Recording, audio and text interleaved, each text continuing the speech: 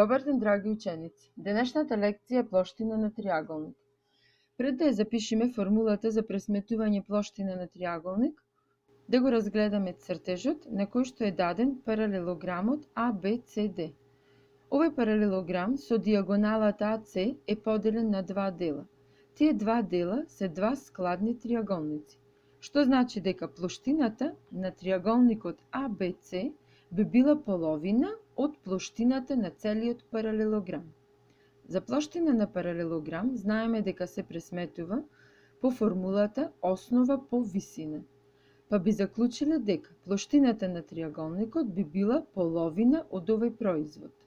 Значи, плоштина на триаголник е една половина основа по висина. Триаголниците ги делиме според страните и според аглите. Независно од каков вид е триаголникот, релацијата за сметање на плоштина на триаголник секогаш е една половина основа по висина. Еве ќе разгледаме три триаголници. Разностран триаголник, рамнокрак и правоаголен. Разностран триаголник е тој кој што има три различни страни. Па според тоа би имало и три различни висини кои што ќе бидат спуштени од темињата кон спротивната страна. Во зависност од тоа која страна и која висина е дадена, на тој начин ја пресметуваме плоштината. Друг начин за да се пресмета плоштината на триаголникот е доколку се дадени сите три страни.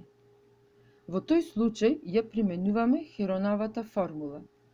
За Хероновата формула ни е потребно да знаеме колку е полупериметарот, тоа е вредноста S. Ги собираме сите страни A плюс B плюс C и ги делиме напола. И потоа заменуваме во формулата за плоштина. Нареден триаголник е рамнокракиот триаголник. Рамнокрак триаголник е оној кој што има две исти страни, тие се викаат краци, и една која што е различна и се вика основа.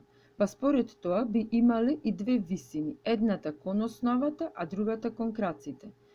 Па плоштината би се сметала А по ХА врз 2 или Б по ХБ врз 2. Една особина која што има висината кај рамнокракиот триаголник е дека кога ја спуштаме висината кон основата, таа ја дели основата на два еднакви дела. И можеме да ја примениме Питагорова теорема. B на квадрат е А пола на квадрат плюс Х на квадрат. Да го разгледаме уште правоаголниот триаголник. Во него катетите А и Б се под прав агол, што значи дека едната може да ја земиме за основа, другата за висина, па од тука произлегува дека плоштината може да се пресмета како А по Б врз 2. Но ако е спуштена висината кон хипотенузата, тогаш плоштината ќе се смета С по ХЦ врз 2. Правоаголен триаголник, во него важи Питагорова теорема. Хипотенузата на квадрат е збир од квадратите на катетите. Да решиме по еден пример, каде што ќе можеме да примениме некои од формулите за пресметување на плоштина. Еве задача каде што се дадени сите три страни. Во тој случај велиме дека најдобро е да ја примениме Хероновата формула. Одредуваме полупериметар, ги собираме сите страни и ги делиме напола. Така го добиваме бројот S, кој што е 8. И заменуваме во Хероновата формула. Квадратен корен од S по S минус А, S минус B, S минус C. И добиваме вредност за плоштината. Да решиме уште една задача за пресметување на плоштина на правоаголен триаголник. Ако ни е дадена катетата и хипотенузата. Знаеме дека за пресметување на плоштината потребно ни е висина. Значи имаме можност дали да најдеме висина кон хипотенузата или да ја најдеме другата катета која што ќе представува висина кон страната А.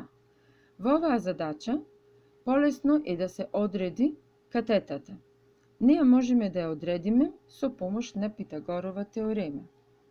А на квадрат плюс Б на квадрат е С на квадрат и од тука можеме да ја пресметаме непознатата катета ако ги замениме познатите вредности во таа формула. На тој начин добиваме дека катетата има вредност 12, заменуваме во формулата за плоштина А по Б врз 2 и ја пресметуваме плоштината на правоаголниот триаголник. И уште една задача да решиме за плоштина на триаголник, каде што не се дадени податоци на цртежот без да имаме ознаки. Значи, ние треба да одбериме која страна ќе ја земиме за основа, која за висина. Според формулата, значи, доколку одбериме една страна, мораме да ја земиме соодветната висина кон незе. Во овој случај, дадена ни е страната 3 см и незината соодветна висина 8 см. Затоа велиме дека плоштината ќе биде 3 по 8 врз 2, тоа е еднакво на 12 см квадратни. Се надевам дека ви е јасно тоа што го објаснивме и ви благодарам за вниманието.